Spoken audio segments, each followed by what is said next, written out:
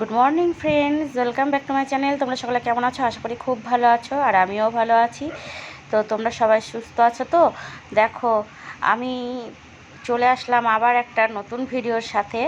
তো তোমাদের কেমন লাগবে আমি জানি না। আমার বাড়িটা দেখো পুরো পরিষ্কার পরিচ্ছন্ন করা হয়েছে, আর চারিদিকটা পুরো সবুজে সবুজ। আর ওই যে কুমড়ো গাছ চাপা গাছের ওপরে হয়েছে, আমার গেটের ওপরটাতে হয়েছে, তোমরা জুম করে দেখতে পাবে।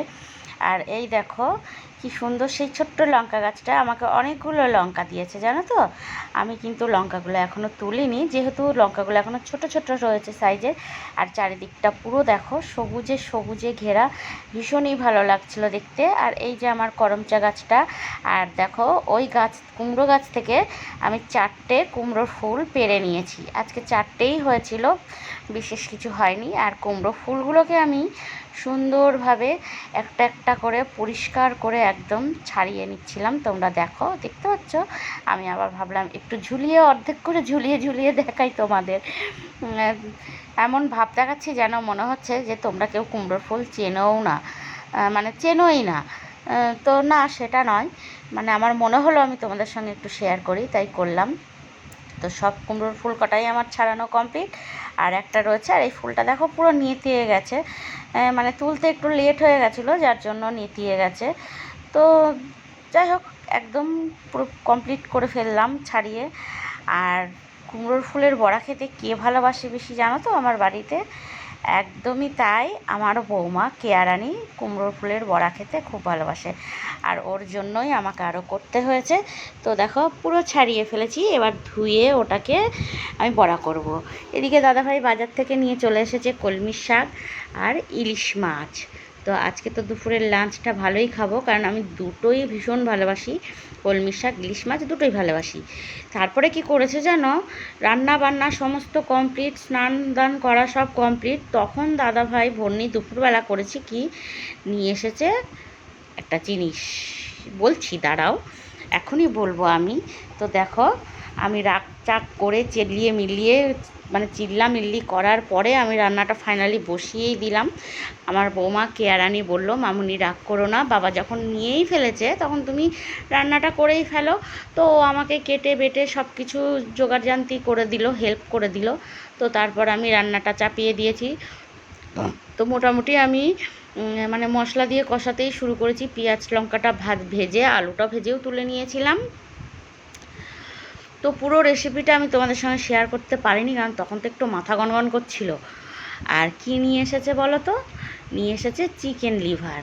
তো তোমরা কারা কারা চিকেন লিভার খেতে ভালোবাসো আমাকে কমেন্টে জানিও। কিন্তু আমি কিন্তু ভীষণই ভালোবাসি, কেননা আমি চিকেনটা খেতে একদমই পছন্দ করি না, আমি মাটনটাই বেশি ভালোবাসি। তো মশলাটা, কাঁচা মশলা যেটা আর কি করেছিলাম, মানে আদা রসুন পেস্ট, সেটাকে আমি একটু ভালো করে কষিয়ে নিচ্ছি। ভালো করে কষিয়ে নেওয়ার পরে আমি শুকনো মশলাগুলো ওর মধ্যে দিয়ে দেব।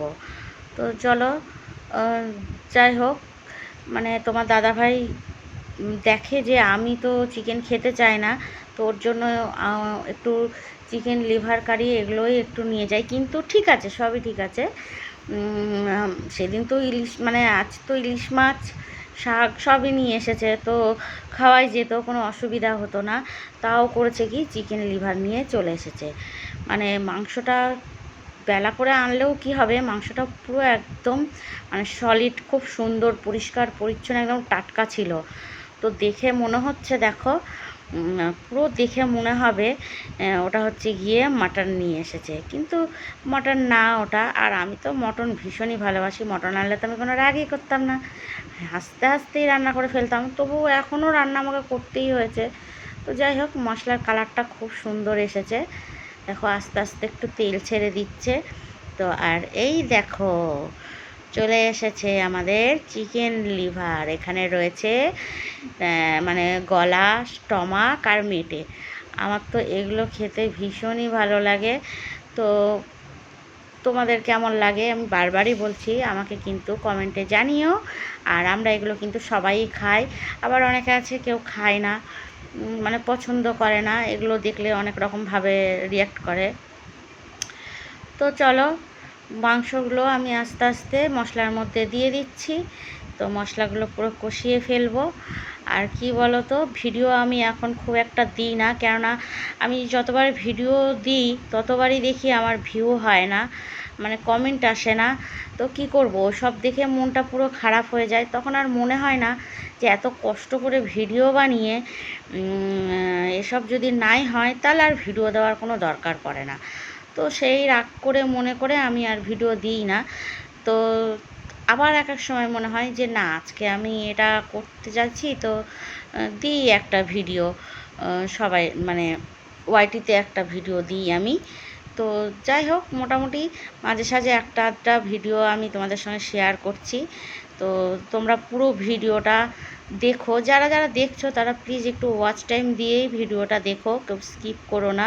কেননা আমি যাদের ভিডিও দেখি কিন্তু তাদের পুরো ভিডিও দেখে ওয়াচ টাইম আমি দিয়ে দিই, লাইক কমেন্ট সবই করি, কিন্তু আমারটা সেটা আসে না।